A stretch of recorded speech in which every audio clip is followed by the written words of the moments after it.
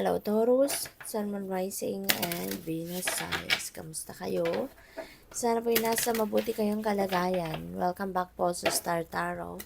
At kung bago kayo rito, welcome din po kayo. Please subscribe, like, share my videos, and leave me a comment po kung nakaresonate kayo. So, first card po ninyo, Clarity. So, finally, baka ito kasing hinahanap ninyo na magkaroon ng linaw ang inyong isipan, magkaroon kayo ng clear direction, ano? Kung ano na yung kailangan ninyong isipin or ano na yung desisyon, no, na gagawin ninyo or paano ninyo pagdedesisyonan ang bagay na ito, whatever that is. So, yun. Finally, 'di ba? Mahahanap niyo na yung linaw. Mai-enlighten na kayo sa ngayon. Okay? So, which is good. Pwede rin siguro na meron ditong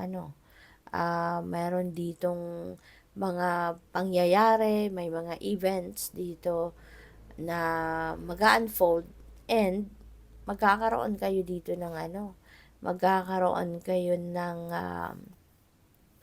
pagbubukas din ng awareness, no, sa mga nangyayari sa buhay mo at sa paligid mo that are affecting that area of life na kung saan nalalabuan kayo, no, sa sitwasyon. Kaya ngayon, mag-aano ka na,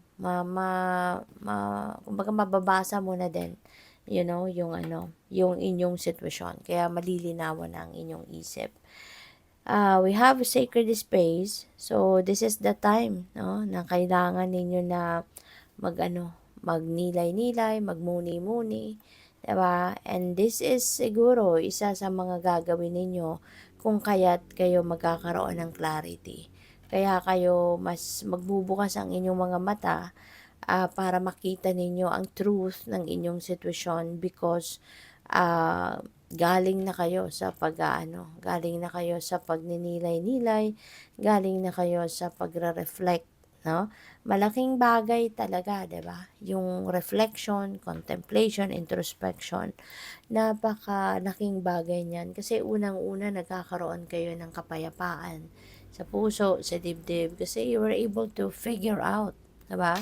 Kung ano yung mga pinag-iisipan ninyo, ano yung mga bagay na naguguluhan kayo. Kapag nag-reflection time kayo, yung parang naisasaayos ninyo, no? Yung takbo ng isip ninyo, yung naaano ninyo, na-figure out ninyo dito, yung mga importante at hindi importante, na kumbaga na-unload ninyo, no? Dito yung mga negativity, yung mga hindi importante sa'yo, hindi mahalaga, doon ninyo yan doon ninyo na a-assess, no, ang lahat-lahat. Kaya it's really a great help lalong-lalo na doon sa mga tao na talagang naguguluhan or merong mga bagay na hindi niya naiintindihan.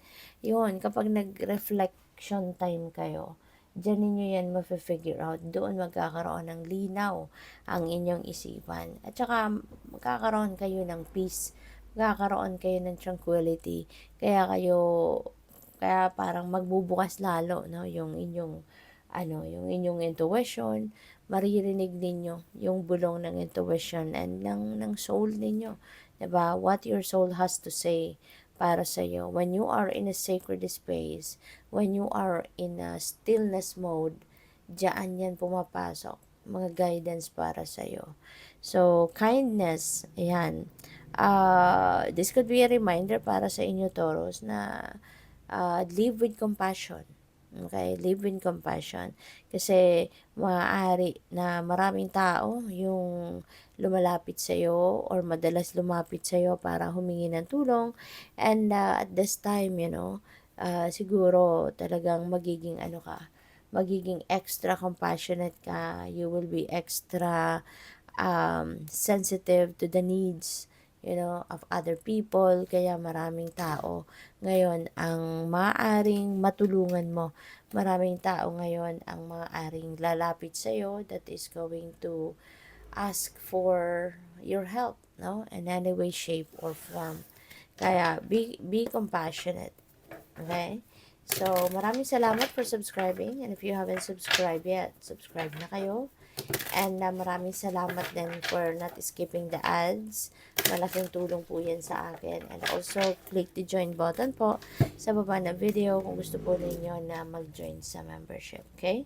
Salamat po. So, we have Two of Pentacles. See, Two of Pentacles, ano yan eh. This is your energy. And, maaari na you are multitasking. Maaari na lagi kayong busy. You have too much on your plate. Kaya siguro kayo mapapaisip na mag-solitude, put yourself into stillness.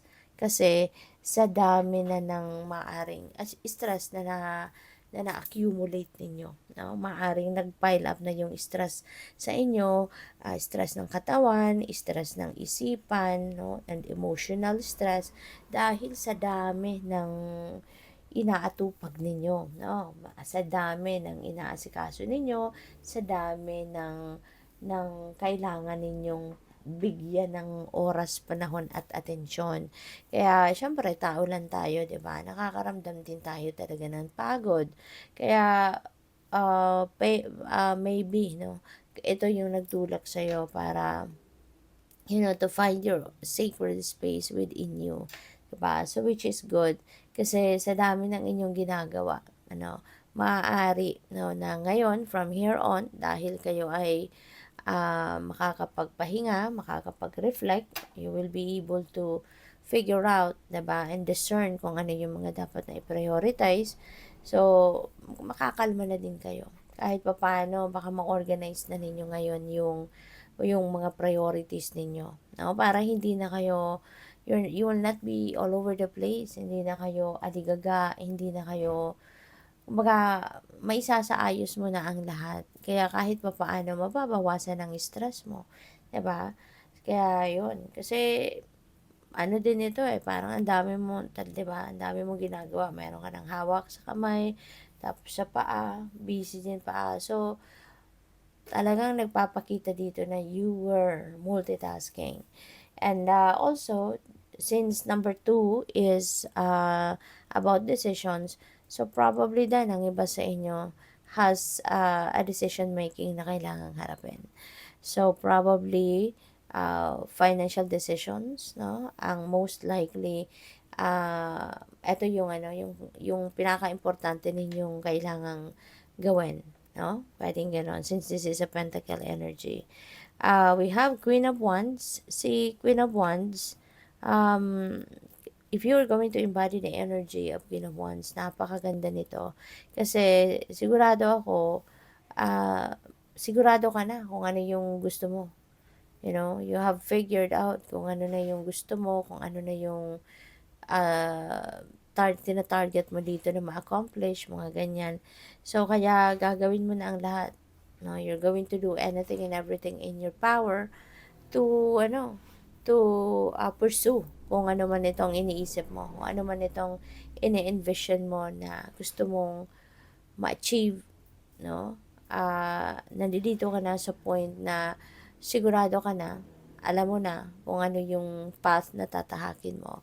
And determination, nandiyan dyan, focus, nandiyan dyan. So, kapag in-embody mo energy ni Queen of Wands, parang hindi ka titigil hanggat hindi mo to napapagtagumpayan.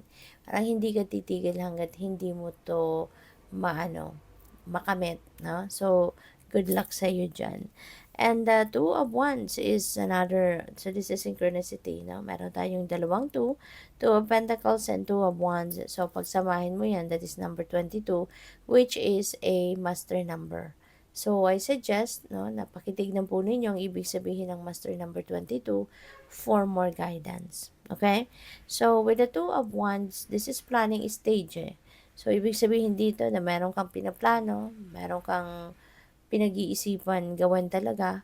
So, kung ano man ito, that could be linked dito sa kung ano yung gusto mong, kung anong goal mo.